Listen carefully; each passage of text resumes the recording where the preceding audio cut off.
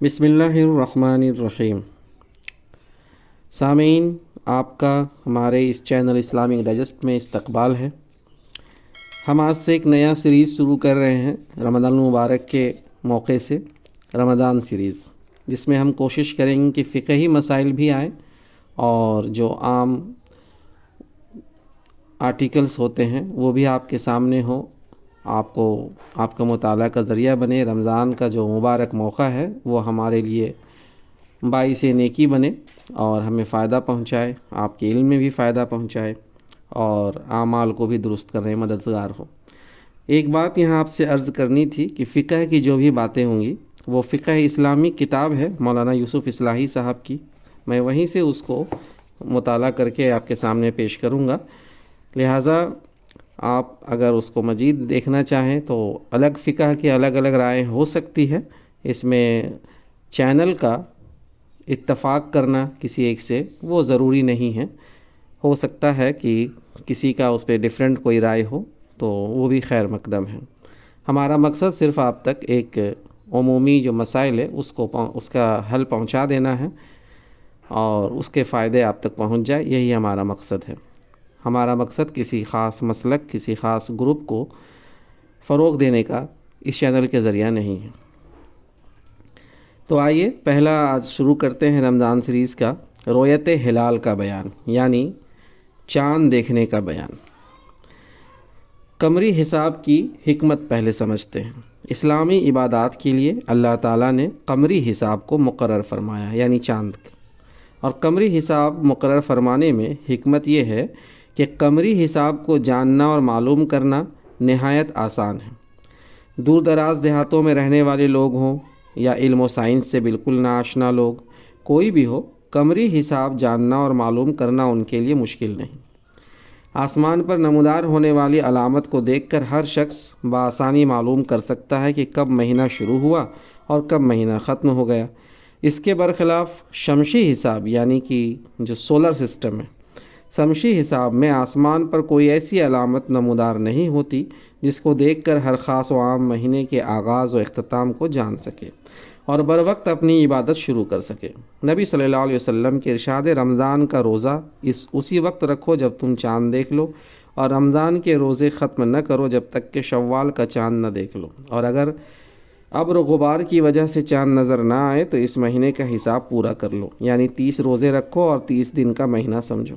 یہ بخاری کی روایت ہے۔ نیز ہدایت فرمائی کہ چاند دیکھ کر روزے رکھنا شروع کرو اور چاند دیکھ کر روزے رکھ لو، اور اگر ابر و غبار کی گرد و غبار کی وجہ سے چاند نہ دکھائی دے تو شعبان کے 30 دن پورے کرو۔ بخاری و مسلم کی روایت ہے۔ رؤیت ہلال کے احکام میں آئیے۔ نمبر 1، رمضان المبارک کا چاند دیکھنا مسلمانوں پر واجب کفایہ ہے، یعنی مسلمانوں پر یہ بحیثیت اجتماعی واجب ہے کہ وہ 29 شعبان کو رمضان المبارک کا چاند دیکھنے کا مناسب اہتمام کرے اور اس کے لیے حسب حالات جو انتظام ممکن ہو کرے۔ اگر پورے معاشرے نے اس فریضے سے غفلت برتی اور اس کی اہمیت کو محسوس کر کے ممکن جد و جہد نہ کی تو سارے مسلمان گنہگار ہوں گے۔ اسلامی حکومت یا اسلامی ادارے چاند دیکھنے اور چاند کی اطلاع اور اعلان کرنے کے ذمہ دار ہیں۔ نمبر 2، علم حیت، جنتری یا نجوم وغیرہ سے چاند کا حساب لگانے پر اکتفا کرنا اور اسی بنیاد پر روزہ رکھنا یا کھولنا یہ جائز نہیں، اس لیے کہ نبی صلی اللہ علیہ وسلم کا حکم ہے چاند دیکھ کر روزہ رکھو اور چاند دیکھ کر روزے ختم کرو۔ اسی طرح یہ بھی جائز نہیں ہے کہ محض تجربہ کو بنیاد بنا کر رویت مان لی جائے۔ نمبر 3، 29 رجب کو شعبان کا چاند دیکھنے کا اہتمام کرنا یہ مستحب ہے، اس لیے کہ رمضان کی صحیح تاریخ معلوم کرنے کے لیے شعبان کا چاند دیکھنا اور شعبان کی تاریخوں کا حساب رکھنا ضروری ہے۔ نبی صلی اللہ علیہ وسلم خود بھی اس کا اہتمام فرماتے اور امت کو بھی آپ نے اس کی تاکید کی ہے۔ حضرت ابو ہریرہ رضی اللہ عنہ کا بیان ہے کہ نبی صلی اللہ علیہ وسلم نے ارشاد فرمایا، رمضان کی تاریخ معلوم کرنے کے لیے شعبان کے چاند کا حساب رکھو۔ جامع ترمذی، ابو داؤد۔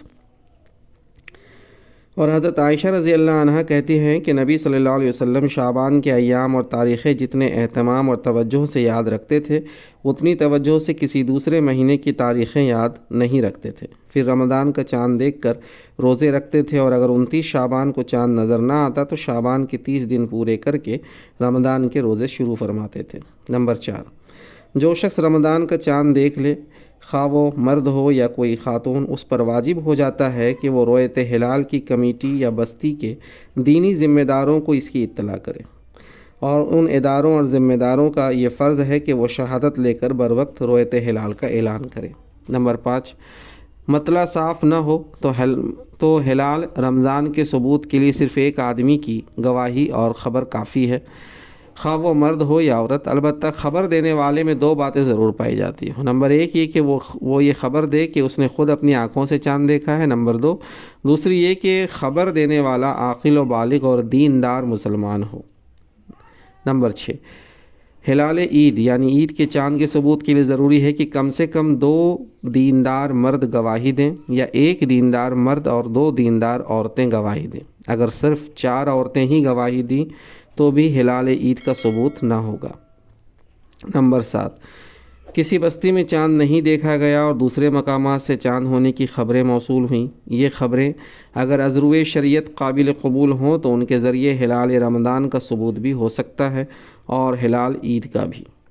مسلمانوں کے دینی ذمہ داروں کا فرض ہے کہ وہ اس کی فکر رکھیں اور ایسی خبروں کا جائزہ لیں۔ اگر وہ شرعی اعتبار سے قابل قبول ہوں تو ان کے مطابق شہر میں اعلان کرانے کا اہتمام کریں، اور جہاں جہاں ہلال کمیٹیاں قائم ہوں ان پر واجب ہے کہ وہ اس کا اہتمام کرے اور تساہل سے، سستی سے کام نہ لے۔ نمبر 8، اگر ریڈیو یا ٹیلی ویژن پر کسی شہر کے معتبر قاضی یا ہلال کمیٹی کا فیصلہ نشر کیا جائے اور ٹھیک وہی الفاظ نشر کیے جائیں جن الفاظ میں ہلال کمیٹی یا قاضی نے فیصلہ دیا ہے، تو اس کی بنیاد پر ہلال رمضان اور ہلال عید کا ثبوت دوسرے شہروں میں ہو سکتا ہے، اگر یہ اطمینان ہو کہ اختلاف مطالع نہ ہوگا۔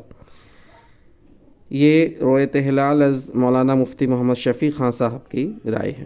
نمبر 9، ہلال رمضان کے ثبوت کے لیے خط اور آلات جدیدہ، ریڈیو، ٹیلی فون، ٹیلی ویژن کی خبر کافی ہو سکتی ہے، بشرطے کہ خبر دینے والا یہ کہے کہ اس نے خود چاند دیکھا ہے، اور جس ذمہ دار کو خبر دی جا رہی ہے وہ اس کو جانتا ہو، اس کا خط اور آواز پہنچاتا ہو اور وہ اس کو قابل اعتماد سمجھتا ہو۔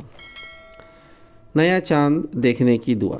اللہ اکبر، اللہم اہلہ علینا بالامن والایمان والسلامتی والاسلام والتوفیق لما تحب وترضى ربنا وربک اللہ۔ ترمذی، دارمی۔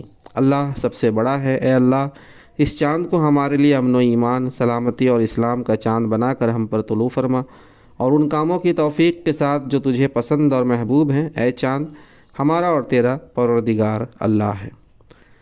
آمین۔ وآخر دعوانا ان الحمد للہ رب العالمین۔